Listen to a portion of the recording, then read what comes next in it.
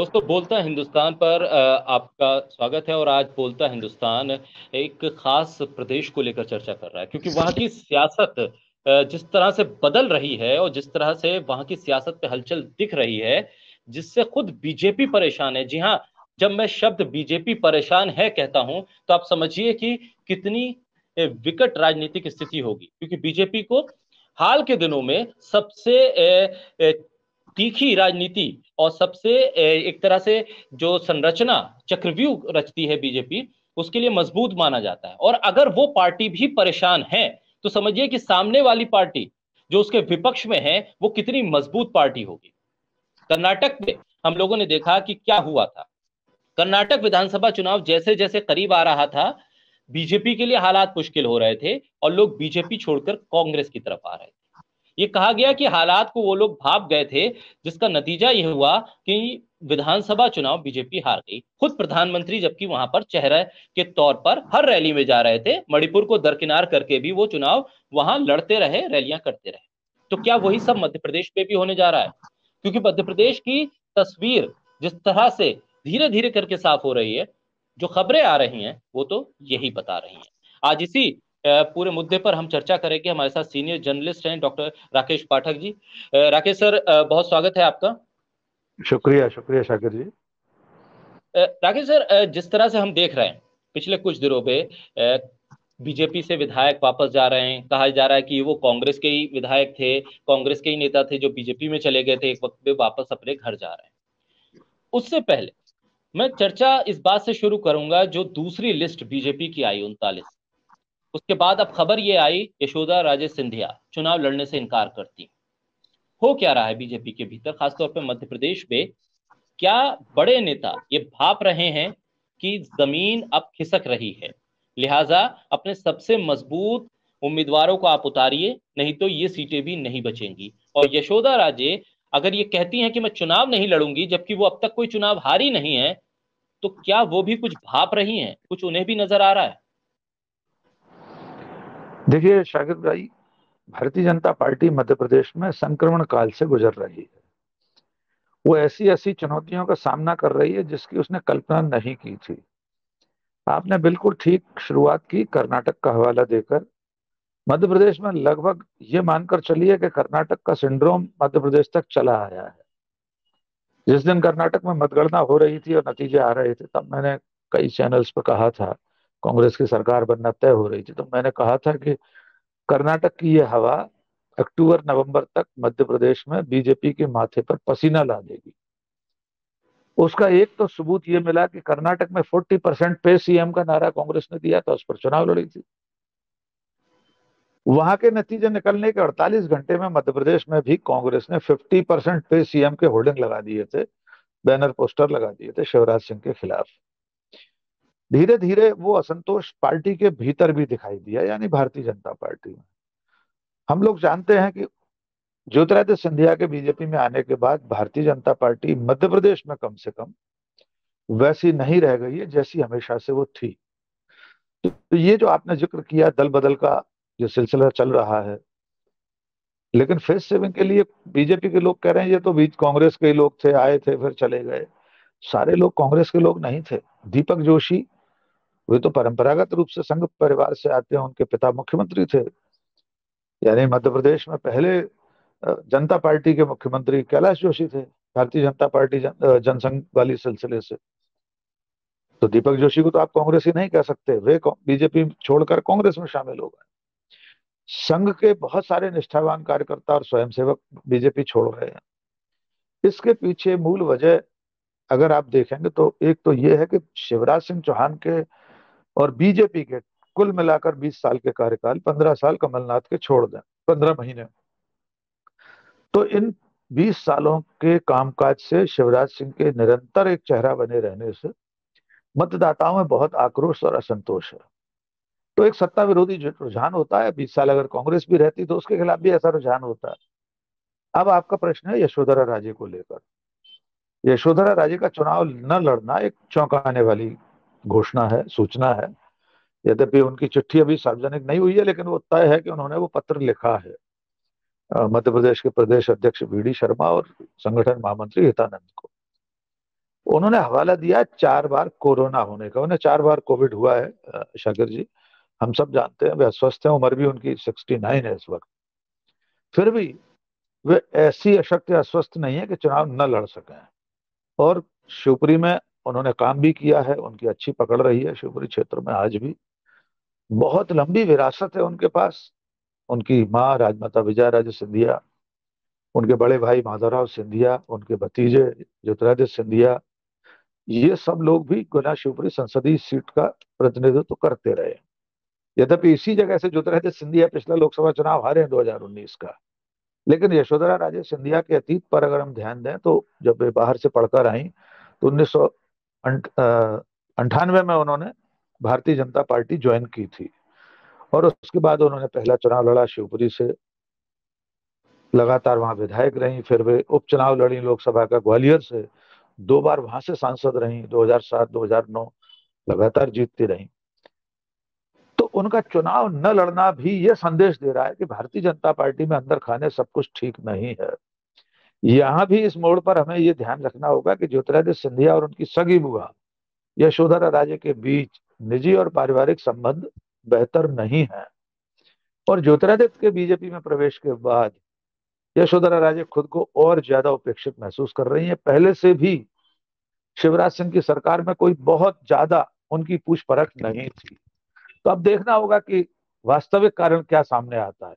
कुल मिलाकर मध्य प्रदेश में बीजेपी परेशान है, आपने सही शब्द का इस्तेमाल किया। हैरान है, परेशान है, हलाकान है, हताश है और निराश है। जी। राकेश जी, इस सब के बीच अभी हमने देखा जब महिला आरक्षण बिल को लेकर चर्चा हो रही थी, ओबीसी का मुद्दा उठा, पूर्व मुख्यमंत्री उमा भारती वो खासी मुखर हो गई। बोले इस समाज ने मुझे खड़ा किया है और इस समाज के लिए मैं लड़ूंगी। वो शिवराज सिंह चौहान से भी शराब का मुद्दा हो या कोई और मुद्दा, वो मुद्दे बनाकर 1-to-1 करने की बात बार बार करती रही, सड़क पर उतरने की बात करती रही। क्या उमा भारती का कोई फैक्टर है, या वो सिर्फ ये बयान देकर अपने आप को मध्य प्रदेश की राजनीति में बनाए रखना चाहती हैं, या उनके इन बयानों का असर भी आप देख रहे हैं कि आने वाले विधानसभा चुनाव पर पड़ेगा? देखिए, उमा भारती एक वर्ग विशेष की नेता तो हैं ही। लोधी समाज से आती हैं और जो ओबीसी में एक बड़ा हिस्सा है उसका, बाकी के जो ओबीसी समुदाय हैं वे भी उमा भारती से हमेशा संपर्क में रहे हैं, प्रभावित रहे। वे मुख्यमंत्री रही हैं, फायर ब्रांड हिंदुत्व का भी उनके ऊपर टैग लगा हुआ है। तो कुल मिलाकर आज भी वे एक बड़े मतदाता वर्ग को प्रभावित करने की ताकत रखती हैं। उन्हें जिस तरह मुख्यमंत्री पद से हटना पड़ा या उन्होंने इस्तीफा दिया वो तिरंगा फहराने के वाले कानूनी विषय में, उसके बाद से वे केंद्र में मंत्री भी रही और फिर 2019 का लोकसभा चुनाव उन्होंने नहीं लड़ा। तब से वे हाशिए पर है। तो इसमें दोनों पक्ष हैं। एक पहलू तो ये है कि वे हाशिए से उठकर मुख्य पृष्ठ पर आना चाहती हैं, भारतीय जनता पार्टी की मुख्यधारा, मध्य प्रदेश की मुख्यधारा की राजनीति में अपनी जगह फिर से बनाना चाहती है। इसके लिए वे अभी तो कोई चुनाव लड़ेंगी नहीं। और इसके लिए उनके पास एक तो महिला आरक्षण का मुद्दा हाथ में आ गया और अपने लोधी समाज का विषय उनके पास पहले से था। फिलहाल उनके खाते में 2 सफलताएं जुड़ी हुई हैं। एक, शिवपुरी जिले में पिछोर विधानसभा सीट से उन्होंने अपने एक निकट सहयोगी प्रीतम लोधी को टिकट दिलवा दिया है। और उससे पहले अपने सगे भतीजे राहुल लोधी को उन्होंने मंत्रिमंडल में शामिल करा लिया। और वो भी कितने दिन के लिए? 1,000 घंटे बचे हैं। जिस दिन उन्होंने शपथ ली थी 3 मंत्रियों ने, उनको दिन भी नहीं गिनना चाहिए, घंटों में गिनना चाहिए। घंटे। उन 1,000 घंटे, उन 1,000 घंटों में 250-300 घंटे तो सोएंगे भी। भाई 7-8 घंटे तो सोएगा सामान्य मनुष्य। तो कुल मिलाकर 550 घंटों के मंत्री वे बने हैं। पर उमा भारती के खाते में ये 2 चीजें हैं। अब सवाल यह है कि उनके ये जो तेवर हैं ये बीजेपी के लिए क्या करेंगे। अभी कुछ महीने पहले का एक बयान भी अगर आपको याद हो, उन्होंने कहा था कि मैं आपसे बीजेपी को वोट देने के लिए नहीं कहूंगी। बिल्कुल। किससे कहा था उन्होंने? अपने अपने वर्ग से, वोट। लोधी समाज के कार्यक्रम में, अपने वोट बैंक से। और आपकी मर्जी है, मैं आपसे नहीं कहूंगी किसे वोट दें। तो ये अपने आप में पर्याप्त संदेश है कि वहां भारतीय अंदर खाने भारतीय जनता पार्टी को नुकसान पहुंचाएंगी। और जिस महिला आरक्षण बिल पर नरेंद्र मोदी, अमित शाह, बीजेपी, उनकी पूरी पार्टी, उनका पूरा आईटी सेल नाच रहा था, उसकी हवा निकाल दी उमा भारती ने कि मैं अपने जीते जी जब तक इसमें ओबीसी महिलाओं का समावेश नहीं हो जाता, उनका आरक्षण नहीं हो जाता, इस बिल को पारित नहीं होने दूंगी। इसका कोई अर्थ नहीं उनके कहने से पारित नहीं होने दूंगी। वे सांसद तो है नहीं, वो कुछ कर तो नहीं सकती, लेकिन उन्होंने एक मुखर आवाज उठाई है। मैं ऐसा मानता हूं कि कुल मिलाकर बीजेपी के लिए हर कोने से, शिवराज सिंह के लिए और बीजेपी के लिए कोई ना कोई चुनौती खड़ी हो ही रही है। और चुनाव में ये कितना असर दिखाएगी ये देखना होगा, इसके लिए थोड़ा इंतजार करना पड़ेगा। ठीक, शिवराज सिंह चौहान पर भी हम बात करेंगे, लेकिन उससे पहले कैलाश विजयवर्गीय पर जरा हम बात कर लें, नरेंद्र सिंह तोमर पे हम बात कर लें, क्योंकि ये दो बड़े ऐसे चेहरे थे जो सेंटर की पॉलिटिक्स पे एक्टिव थे और प्रधानमंत्री मोदी के कहने पर या उनका कहा हुआ हर चीज मानने को तैयार थे। और कैलाश विजयवर्गीय को एक तरह से चाणक्य भी माना जाता है बीजेपी में, क्योंकि जिस तरह से वो बंगाल में पूरी तरह से विधानसभा चुनाव में लगे रहे, मध्य प्रदेश की सियासत पे भी रहे और अपने बेटे को आगे बढ़ा रहे थे मध्य प्रदेश की सियासत पे। और जब हम कैलाश विजयवर्गीय का वो बयान सुनते हैं कि मैं तो चुनाव लड़ना ही नहीं चाहता था, मैं तो हेलीकॉप्टर से 5 रैली करता, 3 कार से करता, कार से क्या है ये ये माइंडसेट किस तरह का है? बीजेपी के इतने सीनियर लीडर हैं, खुद को कहते हैं कि मैं कार्यकर्ता हूं, जो पार्टी कहेगी वो मैं मान लूंगा, लेकिन एक तरह से विरोध भी कर रहे हैं बीजेपी के हाईकमान के फैसले का और विरोध कर भी नहीं पा रहे हैं। क्या ये मुश्किल है? देखिए, सीधे विरोध करने की हैसियत तो इनमें से किसी की नहीं है। मोदी शाह के किसी भी फैसले का ये विरोध कर सकें, मुखालिफत कर सकें, इनमें से किसी में इतनी ताकत नहीं है। अब जो घटनाक्रम ताजा है वो हमारे दर्शकों तक पहुंचना चाहिए कि कल कैलाश विजयवर्गीय के सुपुत्र आकाश विजयवर्गीय के समर्थक 3 बसों में भरकर बीजेपी कार्यालय आए। भूपेंद्र यादव जो केंद्रीय मंत्री हैं, केंद्र की ओर से मध्य प्रदेश में उनको तैनात किया गया है, उनके सामने उनके समर्थक कह रहे थे कि जो उनका विधानसभा क्षेत्र है 3 नंबर, इंदौर 3, इनके सिवा कोई जीत नहीं सकता आकाश विजयवर्गीय के सिवा। यानी पिता को टिकट घोषित होने के बाद पुत्र के समर्थक उसके लिए टिकट की पैरवी करने गए।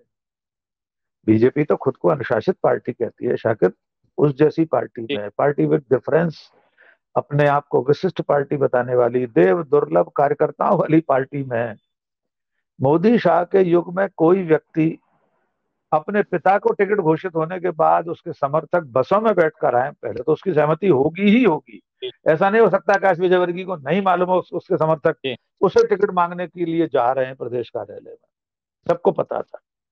ये बताता है कि बीजेपी में न तो कोई संवाद आपस में नेताओं में बचा है, केंद्रीय नेतृत्व और राज्य नेतृत्व के बीच कोई संवाद नहीं है, जो प्रदेश का नेतृत्व है उसका अपने संभाग और जिला स्तर पर संवाद नहीं है।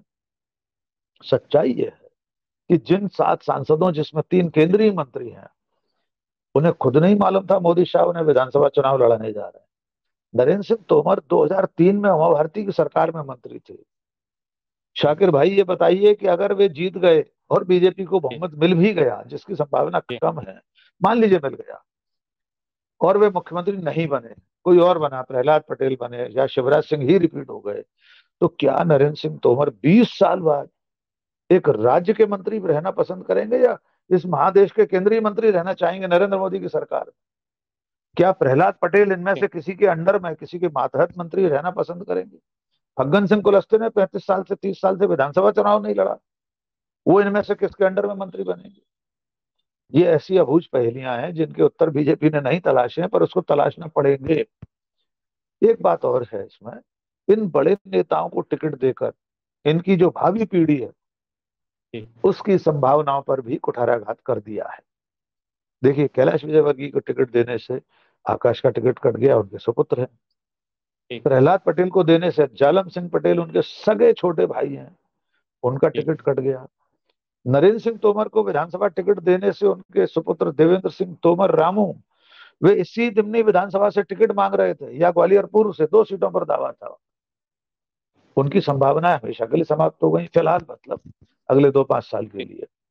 जितने और नेता पुत्र हैं वे भी अब टिकट के बारे में नहीं सोच सकते कि जो, क्योंकि उनके पिताश्रियों को टिकट दे दिया गया है। तो कुल मिलाकर एक दांव खेला है बीजेपी ने। हम इसको बिल्कुल खारिज नहीं कर रहे, हम ये नहीं कह रहे ऐसा करके बीजेपी को कोई सफाया हो जाएगा, ये 7 लोग हार जाएंगे या इसका नुकसान होगा, लेकिन इनमें से कोई नेता ऐसा नहीं है जो अपने क्षेत्र से बाहर पार्टी के लिए वोट दिलवा सके। यहां तक कि अपने क्षेत्र में भी अगर हम सोचें कि कैलाश विजयवर्गीय पूरे मालवा में, इंदौर में सीटें जितवा देंगे, तो वो संभव जी नहीं है। पिछली बार भी तो कैलाश विजयवर्गीय सक्रिय थे, महासचिव थे, पर इस जी। सीट से तो संजय शुक्ला कांग्रेस के चुनाव जीते थे। तो कुल मिलाकर अभी इसके परिणाम और दुष्परिणाम बीजेपी के लिए सामने आ सकते हैं, उसका इंतजार करना होगा। अ, राकेश जी, जो ये कहा जाता था कि प्रधानमंत्री या गृह मंत्री अमित शाह या जो भी पार्टी के अध्यक्ष हो, जो एक फैसला कर लेते हैं भाई, नीचे तक सब वो मान लेते हैं। और ये जो मीडिया है वो भी ये कहता था, देखिए कांग्रेस पे सिर मार रहे हैं आपस में, एक फैसला हाईकमान ने कर दिया तो चर्चा कर रहे हैं, उस पर मानने को तैयार नहीं है। वो देखिए बीजेपी में एक फैसला कर दिया, सब मान रहे हैं। तो ये एक वक्त में ताकत बताई जा रही थी, क्या अब ये कमजोरी बन रही है?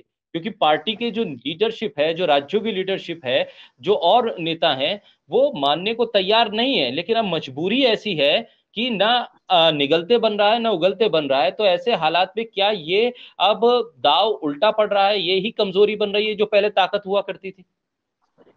यकीनन मोदी शाह की जो ताकत थी कि प्रादेशिक और आंचलिक जो नेतृत्व था उनमें से कोई आवाज नहीं उठा सकता था, लेकिन अब धीरे धीरे लोग बोलना शुरू हो रहे हैं। हाँ, ये अंतर जरूर रहेगा, जिनको टिकट मिल जाएंगे, जिनको मंत्री पद मिल जाएगा, वे तो किसी सही गलत के फेर में बिना पड़े जी खामोशी से उनके आदेशों का अक्षरशः पालन करेंगे। लेकिन एक बड़ा वर्ग ऐसा भी है जो मोदी शाह की एक तरह से तानाशाही पूर्ण तौर तरीके, उनकी जो कार्रवाइयां हैं, पार्टी को चलाने के जो तरीके हैं, उससे पीड़ित हो रहा है। और वो बोलना शुरू कर रहा है, मुखर हो रहा है धीरे धीरे। यही वजह है कि इतनी बड़ी संख्या में मध्य प्रदेश से लोग पार्टी छोड़कर जा रहे हैं। देखिए, पार्टी के भीतर परस्पर संवाद हो, विचार विमर्श हो, विवाद हो, उतना भी चलता है, क्योंकि आंतरिक लोकतंत्र पार्टियों में होना चाहिए। कांग्रेस ऐसी अभागी पार्टी कि उसमें कुछ ज्यादा ही आंतरिक लोकतंत्र है, लोग कुछ भी बोल देते हैं। और बीजेपी में बिल्कुल भी नहीं है। पार्लियामेंट्री बोर्ड की कोई बैठक होती है, किसने निर्णय किया, कौन से निर्णय हुए इन चीजों को लेकर, आप बताइए।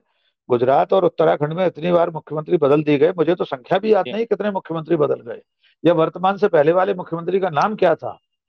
क्या जी मुख्यमंत्रियों को बदलने का फैसला बीजेपी के पार्लियामेंट्री बोर्ड ने किया? क्या मुख्यमंत्रियों को बदलने का फैसला उन राज्यों के विधायकों ने विधायक दल की बैठकों में हुआ? बिल्कुल नहीं हुआ। ये फैसले मोदी शाह दो लोग बैठकर कर लेते हैं, दो लोगों की पार्टी है। वहां पर आंतरिक लोकतंत्र की अपेक्षा करना हमारे लिए बबूल पर गुलाबे गुल ढूंढने की तरह है। इसलिए मुझे लगता है जो धीरे धीरे ये जो पार्टी को एक तंत्रात्मक तरीके से चलाने का जो इन लोगों का तरीका है, वो जी भी किसी दिन नुकसानदेह साबित होगा। और मध्य प्रदेश उसकी शुरुआत करता दिख रहा है।